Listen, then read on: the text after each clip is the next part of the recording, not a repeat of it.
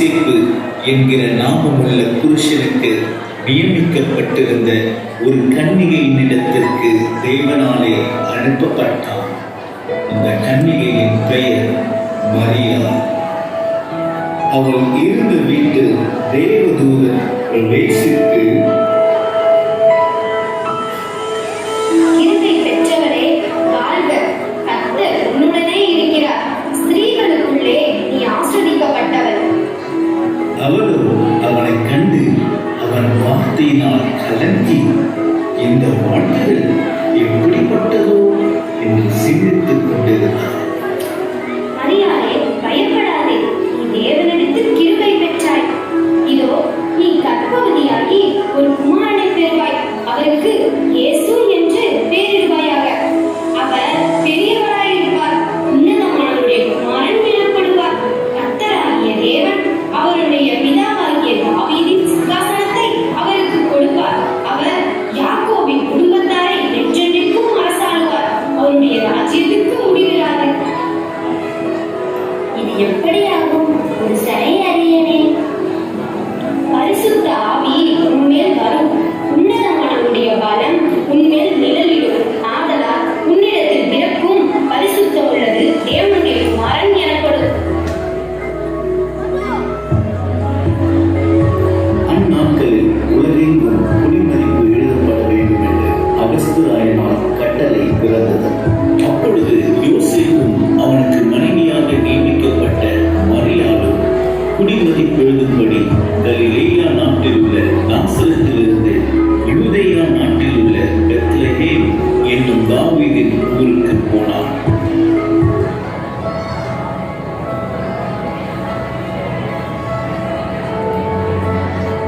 அவள் தன் முதற் பேரான குமாரனை பெற்று சத்திரத்திலே அவளுக்கு இடமில்லாதிருந்தார். பிள்ளையை துணிகளில் சுற்றி முன்னணியிலே கிடத்தினார்.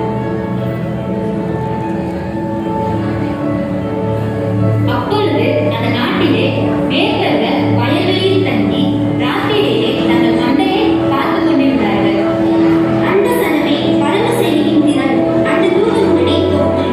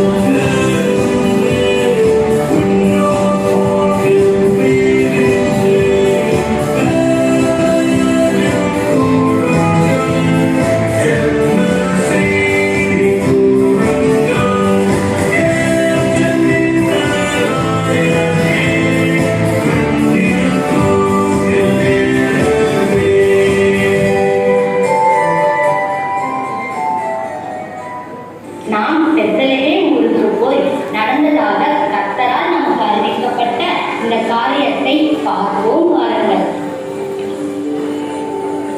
ஏரோது ராஜாவின் நாட்களில் யூதேயாவில் உள்ள பெத்லகேமிலே இயேசு பிறந்த பொழுது கிழக்கிலிருந்து சாஸ்திரிகள் எருசலேமுக்கு வந்தார்கள்.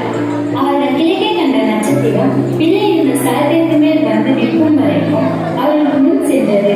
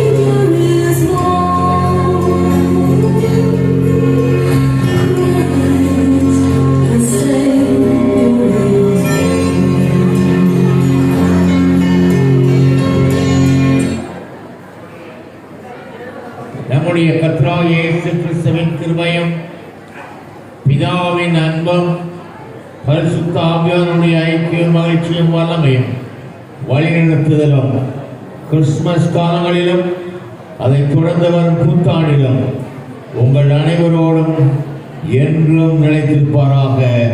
ஆமென்.